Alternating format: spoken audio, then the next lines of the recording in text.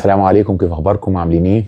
كل سنه وانتم طيبين ورمضان كريم عليكم وعلى كل حبايبكم، وربنا دايما يجمعنا ببعض في الايام الحلوه المفترجه اللي زي دي.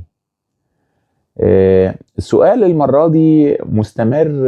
يعني احنا هنختار الاسئله صراحه على مدار فتره طويله علشان الاسئله اللي تبقى يعني ايه راكبه على بعضها شويه. المره اللي عدت احنا اتكلمنا عن قوم عاد وبناء الاهرام، واعتقد ان الرد واضح جدا. يعني عنده اي تعليق علمي على الموضوع يشرفني دايما ان اسمعه. المره دي هنتكلم، طب قوم عاد ما ينفعش يكونوا بنوا الاهرامات، الكائنات الفضائيه ما ينفعش يكونوا بنوا الاهرامات، امال مين اللي ممكن يبقى بنى الاهرامات؟ ما هو في هس طالع ان ما ينفعش المصريين القدماء هم اللي يكونوا بنوا الاهرامات، على الرغم من وجود ادله كتير على ده. ازاي عندنا ادله كتير؟ المصريين القدماء نفسهم بيقولوا ده، اضافه ان مفيش حد تاني بيدعي. يعني واحد بنى بناء زي ده، بتكلم بالذات على هرم الجيزه، الهرم الاكبر اللي في الجيزه. طبعا اهرامات مصر كتير جدا، وفي السودان اهرامات اكتر، يعني مستوى الكواليتي بتاعت الصناعه اقل بكتير ومتاخره بكتير عن الاهرامات المصريه. يعني بدايتها من الاسره ال 25 في مصر، يعني حوالي 750 قبل الميلاد كان المصريين بطلوا يبنوا اهرامات اصلا. بس مش دي القضيه، انا اقصد في اهرامات تانية موجوده في ليبيا، وفي اهرامات موجوده في المكسيك، يمكن من اقدم الاهرامات اللي في العالم موجوده في المكسيك، وهرم مدرج برضو. وفي اشكال تبان كانها اهرامات، لكن هي على الارجح نحت طبيعه، مش على الارجح هي نحت طبيعه. الطبيعه احيانا بتطلع اشكال هندسيه منضبطه الى حد كبير. في حاجات كتيره يعني ليها علاقه بالشكل الهرمي، لكن خلينا نتكلم بالذات عن اهرامات الجيزه اللي هي تركيا. هل المصري القديم اصلا كان بيقدر الهرم؟ الشكل الهرمي كان مقدر عند المصري القديم؟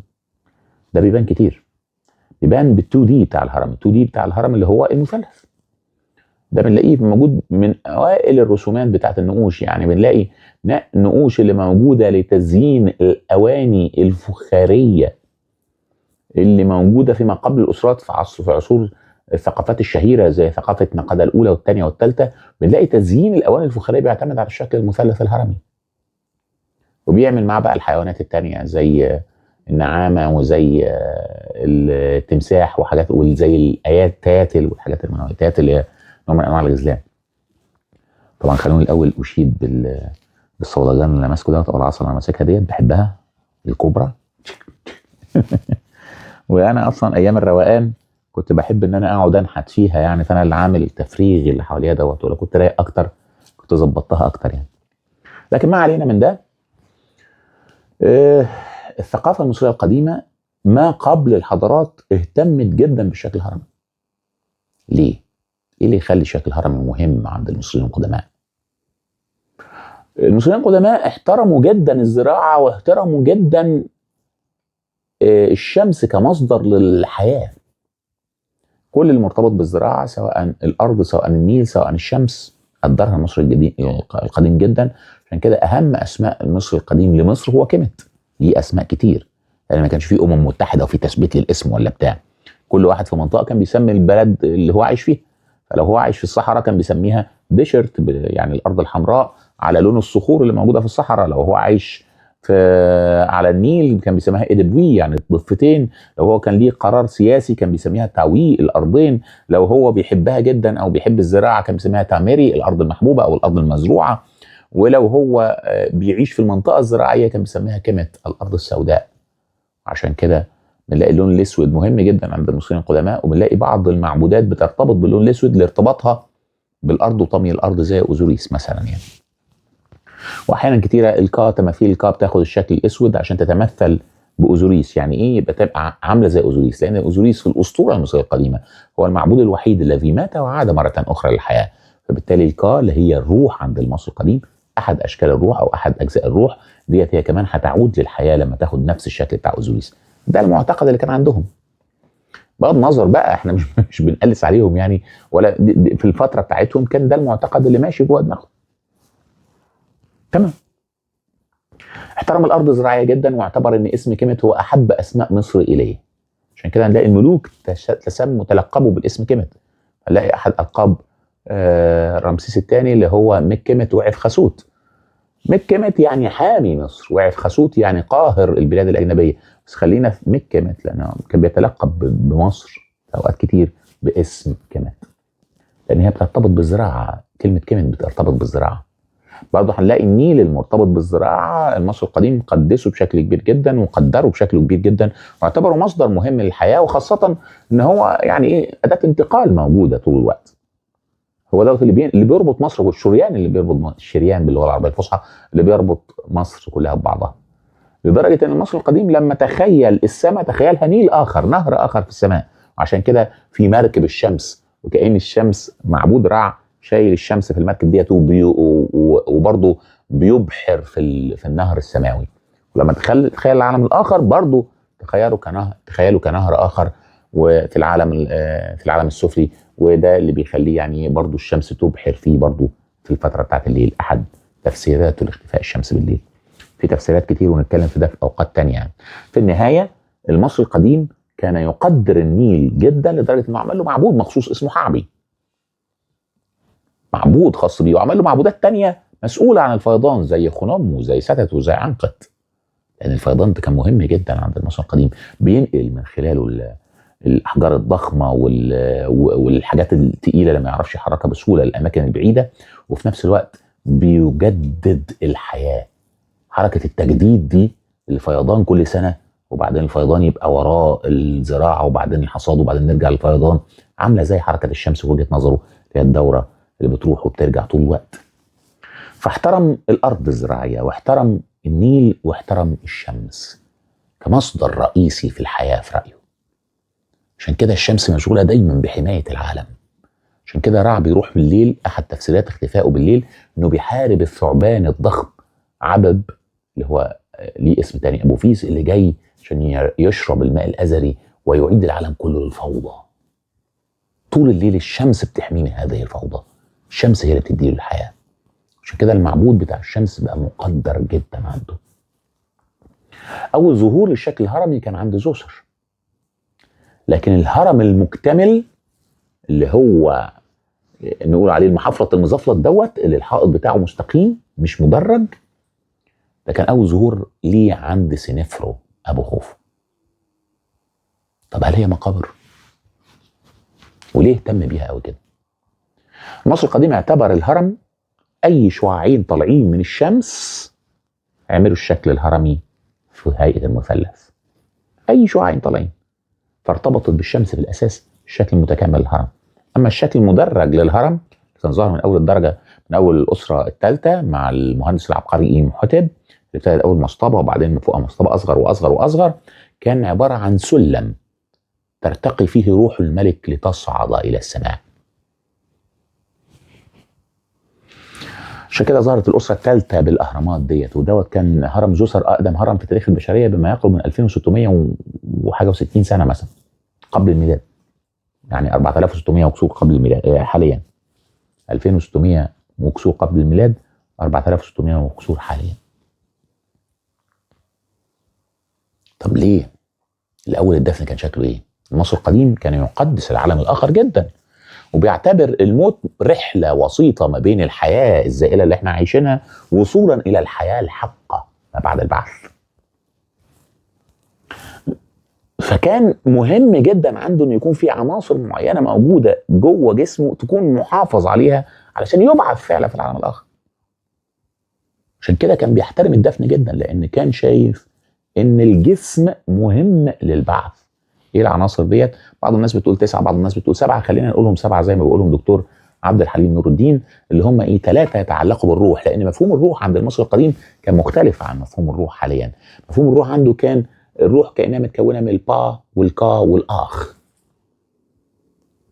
البا اللي هي لما بيموت الشخص بتطلع في شكل طائر براس انسان وتحلق في السماء لتنضم للمعبودات، ودي اللي بترجع له تاني بيبعث مره تانيه. تمام؟ دي البا. وعشان كده ما حدش يشوف الرسمه ديت ويقول لك ايه المصريين القدماء عرفوا الراجل العصفوره اللي بيبلغ عنك في الشغل. مش ده خالص يعني، دي الروح. الجزء الثاني من الروح هو الكا. الكا ديت المصري القديم بيشبهها بذراعين، ذراعين بس من غير راس من غير جسم. ودي هي اللي بتتخلق مع الجنين ساعه خلقه. طبعا من ضمن الحاجات الغريبه اللي احنا بنشوفها دايما في المصريين القدماء، هم كانوا بيؤمنوا ان الانسان بيخلق من طين، بيخلقوا المعبود خنوم على عجله الفخراني. يعملوا، حتى كانوا بيسموا خنوم ده الفخراني. بيعمل كده، بيعمل 2 منك انت والقا بتاعتك، والاثنين دول يتحطوا جوه رحم الام، وبعد ما تنفخ فيهم المعبوده حقات الحياه. دي برضه مفهوم مهم ولذيذ يعني. المهم القا تبقى موجوده معاك من ساعه ما ولادتك، من ساعه ما تتخلق اصلا بتتخلق معاك، وتبقى مسؤوله عن الدافعيه في الحياه، يعني هي اللي بتخليك تعمل في الحياه. لو مش موجوده هتبقى انت قاعد في مكانك ما بتعملش اي حاجه خالص. فانت احنا محتاجين ننشط القا بتاعتنا شويه كده عشان ايه، نعرف نشتغل في الدنيا. القا برضو من احد مسؤولياتها هي حمايه جثه المتوفى بعد ما يموت. تمام، دي مهمه. كانت بتسكن في التماثيل، وبتسكن احيانا في بيوت صغيره معموله لهم، بيوت القا معمولها جوه المقبره، او بيعمل لها مقبره رمزيه تبقى موجوده جنب المقبره بتاعته. لو كان ملك كبير ولا بتاع، يعمل لها هريم صغير.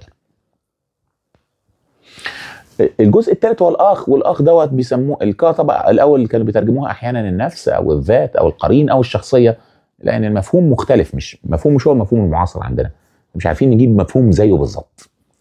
الجزء الثالث هو الاخ، والاخ هو بيترجموه النوراني او المضيء، ودي بياخد شكل طائر، والطائر ده بيبقى له عرف من ورا كده، عامل زي ما يكون راجل اصلع ومربي شعره من ورا.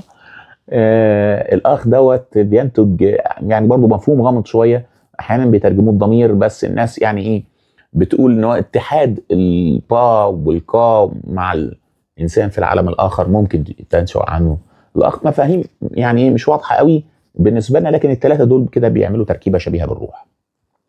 ادي 3. بعد كده لازم يكون عندك اسم، انت من غير اسم مالكش هويه. رن. بعد كده يبقى لازم الرن ده اسم، معنى كلمه اسم بالمصري القديم. لازم يكون عندك ظل، لان انت لو ما عندكش ظل شوت، ما عندكش ظل الله اعلم تكون ايه بقى، فامباير بقى ولا كائن ما ورائي ولا بتاع. عشان تبقى بني ادم لازم يبقى لك ظل. وبعدين لازم يبقى عندك ايب، القلب، لان ده اللي هيتوزن في محكمه الموت عشان يتعرف انت صادق في افعالك ولا لا، هتنضم للمعبودات في ايار وفي الجنه ولا لا. تمام. فاضل حاجه واحده اللي هو الغت. غت يعني جسد، وبعض الناس بتربط بينه وبين كلمه جته اللي بتتقال بالعاميه. انا عارف ان كلمه جته ممكن تتربط بكلمه جثه باللغه العربيه الفصحى، لكن برضه يجوز ان هي تربط بغت في المصريه القديمه.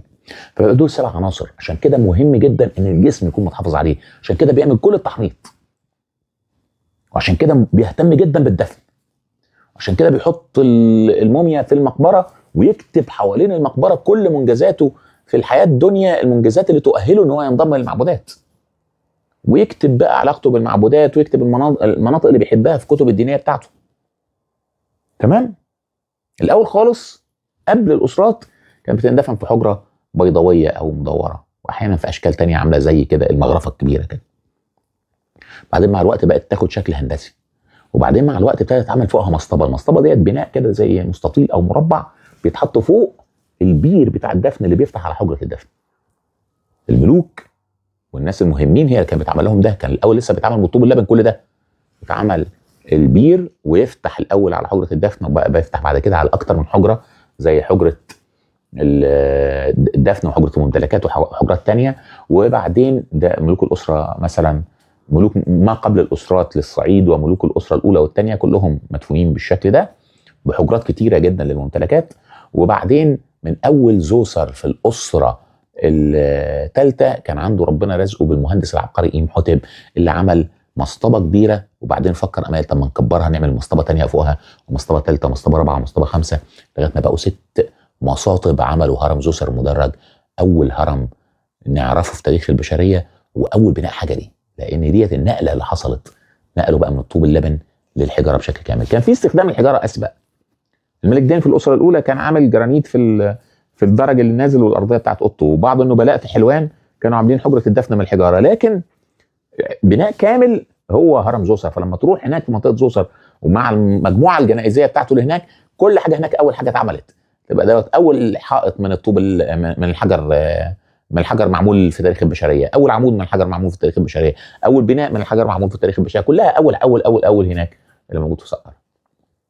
فضلت بالشكل ده لغايه اخر واحد في ملوك الاسره الثالثه اللي هو الملك حوني.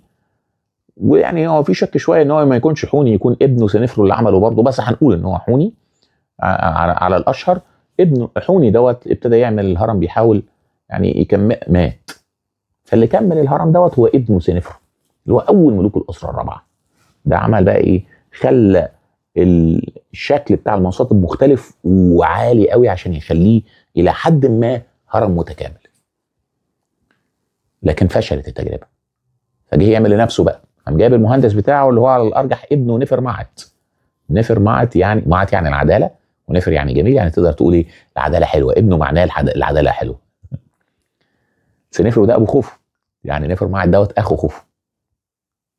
فنفر معت جه بناله هرم في دهشور، والهرم دوت وهو طالع كان هيعمله عالي جدا، شبيه بالزاويه اللي كانت معموله في المصطبه الوسطى اللي موجوده في هرم ميدوم. فلقى ان هو هيبقى عالي قوي، وممكن يكون ده حمل من الحجاره على البناء يقع بعد كده زي ما حصل في هرم ميدوم. فجه في النص وكسر الزاويه، فبقى اسمه الهرم المنحني. ده بارتفاع حوالي 101 متر حسب دكتور احمد فخري في كتابه الشهير عن الاهرامات المصريه. شويه قال له تمام، خلصت البنى، عرفت الغلط اللي انت عملته، ما يعمل لي بقى واحد تاني قصاده بس يكون سليم ومنضبط. فعمل له الهرم الاحمر، اول هرم متكامل في تاريخ البشريه بارتفاع 99 متر حسب كلام دكتور احمد فخري. والهرم دوت موجود برضه في دهشور. كده سنفرو عامل 3 اهرامات كبيره: الهرم المنحني والهرم الاحمر والهرم بتاع ابوه حوني يكمله، غير اهرامات تانية صغيره كتير شبه الهرم بتاع القاع اللي موجود ورا الهرم الابيض، ومجموعه اهرامات زي هرم سيلا في الفيوم، وفي ما يقرب من 6 اهرامات تانية في الصعيد. شاكين الى حد كبير ان هو اللي عملها برضه، لان هي شبه هرم سيلا الى حد ما، ومش عارفين مين اللي عملها. مطورين في كذا منطقه، الفنتين والمنيا وكذا حته يعني. نبقى نعمل لهم مره، عملنا الفيديو الواحد من المنيا، بس ممكن نعمل فيديو للمجموعه كلها. تمام. عمل كده، هيجي ابنه بعديه خوفو عشان يعمل عظمه عظمات الاهرامات، الهرم الاكبر. وبعديه يعمل خعفرع، هرم زي شبه بتاع ابوه بس اصغر شويه. وبعدين من كورع يعمل هرم اصغر لكن معمول بغطاء تلتينه تقريبا، كان معمول بغطاء جرانيتي. ده مش قليل، ده حاجه مش سهله. وبعدين نخش في الاسره الخامسه، الاهرامات البناء اللي من بره، اللي كان الاول كنا مشغولين قوي ان احنا نعمل بناء عظيم قوي من بره. لكن في الاسره الخامسه ابتدت البنايات بقى من بره تبقى اقل شويه، ممكن يبقى بسبب الضغط الاقتصادي، لكن الاهتمام باللي مكتوب جوه الهرم بقى اعظم بكتير. اول مره نشوف كتابات دينيه اصلا، اول ظهور لكتابات دينيه. طبعا الدين اقدم من الكتابه، لكن اول كتابه توصل لنا، اقدم نصوص دينيه نعرفها مكتوبه هي نصوص الاهرام. اهو الكتاب بتاعه ورايا، نصوص الاهرام او متون الاهرام. ودي اللي لقيناها في هرم وناس في الاسره الخامسه. واستمرت بعد كده الكتابه داخل الاهرامات، عشان بعد كده نحصل في الدوله الوسطى تقل الكواليتي شويه، ويتعمل الكور من القلب، قلب الهرم من جوه معمول من الطوب اللبن، والطبقه الجيريه اللي ورا تبتدي تقع زي الاهرامات بتاعه الفيوم، او اهرامات العياط، او اهرامات دهشور الثانيه، هرم رشد وهرم سوسات الثالث والمجموعه دي. وفي الدوله الحديثه يظهر لنا حاجه ثانيه وقضيه ثانيه. ايه بقى؟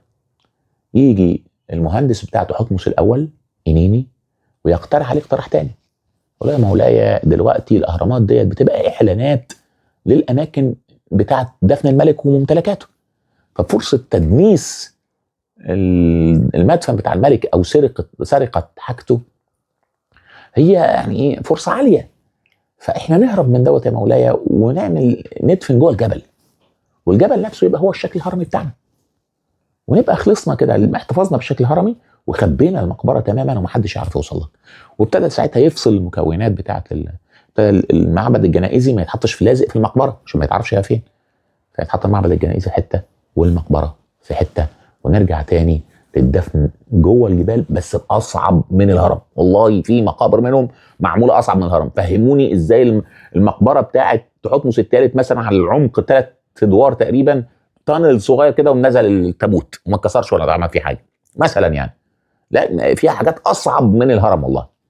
لكن ده الناس بتحب تشوف الحاجه وبتنسى الحاجات التانيه. اجمالا كده حركه الدفن بقت عامله زي ايه؟ دفن في حفره، دفن في مصطبه، دفن في هرم مدرج، دفن في الهرم مستوي، دفن في هرم اعظم اهرامات العالم اللي هي في بتاعه خوفو، بعدين نرجع تاني تقل الكواليتي من بره وتزيد الكواليتي من جوه، وبعدين نوصل للدفن تاني جوه يعني ده كيرف طالع هابط بشكل عظيم جدا. طب هل عندنا ادله على ان دول هم اللي بنوا الاهرامات؟ الادله ديت يعني ايه؟ ادله علميه. طبعا الاهرامات اللي مكتوب جواها دي قطعا واضحه، لكن الاهرامات بقى اللي مش مكتوب جواها، الاهرامات الكبيره ساعه ما كانوا مشغولين لسه بالحجم بتاع البناء اكتر من الكتابه، فيها كتابات زي الجرافيتي. يعني ايه جرافيتي؟ يعني في كتابات معموله اصلا جرافيتي من العمال اللي كانوا بيكتبوا الحجر ده رايح للمولانا خوفو، فكاتبين اسم خوفو. ده موجود حتى في غرف تخفيف الضغط اللي موجوده في غرفه فوق غرفه الدفن بتاعت خوفو. ده يعني صعب جدا هي تكون متفبركه، او صعب جدا تكون معموله بعد الدفن، لان في اجزاء منها جوه الحجر في بعضه. موجود الكتابات، موجود الكتابات في اماكن صعبه زي ما انتم شايفين، في حجرات التهويه بتاعه تخفيف الضغط فوق حجره الدفن الرئيسيه، او ما نعتقد ان هو حجره الدفن الرئيسيه في الهرم الاكبر مثلا. لكن في حاجات تانية بتقول ان الناس ديت اللي عملت دوت زي اللي هي ايه الموروث الشعبي، برديه زي برديه خوفو والصحراء. خلوني اخد بق بس من على كافيه. برديه خوفو والصحراء هي برديه مهمه جدا، ليها طابع ادبي صحيح، وليها منطقه يعني خرافيه شويه، وعلى الارجح ان هي معموله كدعايه دينيه علشان ملوك الاسره الخمسه يبرروا ليه هم مسكوا وهم مش من اصول دم ملكي. لكن بتقول ان خوفو كان زهقان ازاي هيتخطى العظمه اللي عملها ابوه ساعه ما بنى الاهرامات بتاعته، انه عايز يبني الهرم بتاعه علشان يندفن فيه، فيعمل ايه؟ وعايز واحد عنده علم تحوت عشان يوصل لاقصى درجه المعرفه. فهي بتقول ده في وسط الزحمه. بنلاقي كمان برديه زي برديه ايبوير، والبرديه ديت مظلومه مع الناس والله، الناس بتاخدها بشكل جزئي طول الوقت. برديه ايبوير عن واحد بيتكلم عن المشاكل الكتيره اللي حاصله في مصر ساعه فتره انهيار الدوله، وعلى الارجح يعني اكتر من منطقي هو كان بيقصد الفتره بتاعت الانهيار بتاعت ما تلت الدوله القديمه. بيتكلم عن مشاكل موجوده، وازاي الحراميه مالوا البلد، وازاي الاجانب ابتدوا يسيطروا على كذا حاجه موجوده، وازاي ان الدم ملا النهر من كتر القتل، وازاي وقايل في ضمن الحاجات ان العمال اللي بنوا الاهرامات مش لاقيين شغل، وجثث الملوك المدفونين في الاهرامات طلعت واترمت بره الهرم. في اغنيه زي اغنيه عازف الجانك، او هو الجانك ديت آلة الحرب تقريبا، ديت موجوده في الدوله الوسطى، وبتتكلم عن إمحوتب اللي بنى الاهرامات واللي دفن فيها الملوك. في حاجات كتيره في الموروث الشعبي بتقول ده. فما بالكم بقى واحنا لقينا برديات زي برديه العامل ميرر، رئيس العمال ميرر اللي كان لقيناها في وادي الجرف، اللي هي اقدم برديه مكتوبه لقيناها، واللي بيتكلم من ضمن الحاجات اللي كان بيعملها ان هو كان بينقل الحجاره اللي هتستخدم في بناء الهرم بتاع الملك خوفو. غير دي كمان بنلاقي مقابر العمال اللي بيباهوا، عمال بناة الاهرام اللي موجوده جنب الهرم بتاع بالذات الاوسط، واللي بتتكلم عن بيقولوا فيها بيباهوا فيها ازاي هم عملوا ايه علشان يوصلوا في الاخر ان هم يعملوا المنجز العظيم دوت ببناء الهرم. الادله على ده كتير جدا، لكن احنا بنتجاهل كل ده علشان حاجه ايه؟ فانتزي، حاجه كده شكلها حلو بدون اي ادله حقيقيه. محاوله ارجاع بناء الاهرام لفتره ابعد بكتير من التاريخ العلمي بتواجه مشاكل كتيره جدا، اولها مشاكل جيولوجيه. يعني انا ارجو ان انتوا ترجعوا، ممكن ترجعوا للفيديو الدكتور اشرف عزت بيتكلم فيه برضو عن المنطقه بتاعت المشاكل الجيولوجيه اللي كانت موجوده، وازاي ان الفتره بتاعت من حوالي 10,000 سنه، او الفتره المطيره، كان نهر النيل غير متحكم فيه على الاطلاق، وكان ضخم جدا، وكان اندفاعه مهول، وكانت الدلتا تقريبا اللي من ضمنها طبعا منف ومنطقه الجيزه كانت تقريبا صعب ان هي تكون مأهوله بالناس، في اندفاع مهول للميه طول الوقت، اصلا زمنيا ما ينفعش، قارنوا جيولوجيا وشوفوا. لكن مش ده بس، حاجات كتيرة موجودة في المنطقة ديت هنتكلم عنها في الفيديو الجاي علشان نشوف هل الحضارات القديمة كان ينفع فعلا أو كان في حاجة اسمها حضارة قديمة ولا لأ، وهل ينفع أن يكون في حد بنى الأهرامات قبل كده والمصريين لقوهم كده؟ لا، ولا لقينا أهرامات. هنشوف الكلام دوت، وبنصحكم تشوفوا فيديوهات دكتور أشرف عزت، ان دكتور اشرف عزت عمل شغل عظيم جدا على التيك توك ومتكلم بشكل تفصيلي في مناطق كتير. انا مش عايز اعيد حرق الكلام، بس ان شاء الله لو شفتوه هتنبسطوا بيه.